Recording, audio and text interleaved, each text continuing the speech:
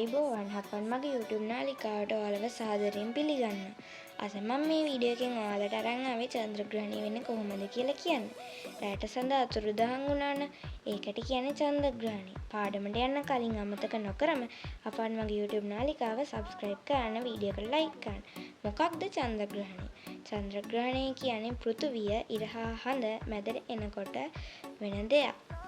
මම ඔයාලට දැන් පෙන්නන චන්ද්‍රග්‍රහණයක් වෙන හැටි.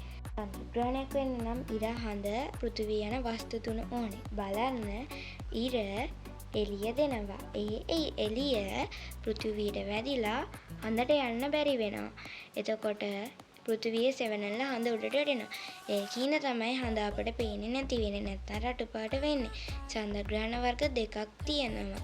එකක් තමයි සම්පූර්ණ චන්ද්‍රග්‍රහණය, අනික තමයි අර්ධ චායාග්‍රහණය. සම්පූර්ණ චන්ද්‍රග්‍රහණයේදී පොළවේ සෙවණැල්ල සම්පූර්ණයෙන්ම සඳ වහනකොට එතකොට සඳ සම්පූර්ණයෙන්ම අඳුර වෙනවා. මේ තියෙන්නේ පූර්ණ චන්ද්‍රග්‍රහණයක්. ඊළඟට අර්ධ චායාග්‍රහණය. සෙවණැල්ලෙන් සඳින් කොටසක් විතරක් වැහෙනකොට එතකොට සඳින් කොටසක් විතරක් අඳුර වෙනවා. එහෙනම් මේ ඔයාලට දැක ගන්න තියෙන අර්ධ චන්ද්‍රග්‍රහණය.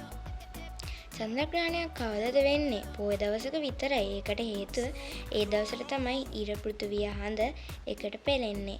සූර්යග්‍රහණ වගේ නෙමෙයි චන්ද්‍රග්‍රහණ බලන්න දුරේක්ෂණ ඕන නැහැ. ඔයාලට නිකම්ම අහස දිහා බලන්න පුළුවන්. ඒක ආරක්ෂිතයි. හරිනේ, මං හිතනවා දැන් ඔයාලට මේ වීඩියෝ එකෙන් චන්ද්‍රග්‍රහණය මොකක්ද කියලා පැහැදිලිනේ. ඉතින් මෙන්න මේ වගේ පාඩම් දිගටම ලබා ගන්න නම් අපන් මගේ YouTube channel එක subscribe කරන්න. අදසනින් වීඩියෝ ලබා ගන්න නම් ඉර එහා පැත්තේ තියෙන පුංචි bell icon එක click කරන්න. මේ වීඩියෝ එකට like කරන්නත් අමතක කරන්න එපා. ඒ වගේම දැනුම බෙදා ගන්න ඔයාලගේ යාළුවන්ටත් මේ වීඩියෝ එක share කරන්න, comment කරන්න. නැවතත් මේ වගේ වීඩියෝ එකකින් හමු වෙන තුරු ඔයාලා හැමෝටම සුබ දවසක්. ආයුබෝවන්.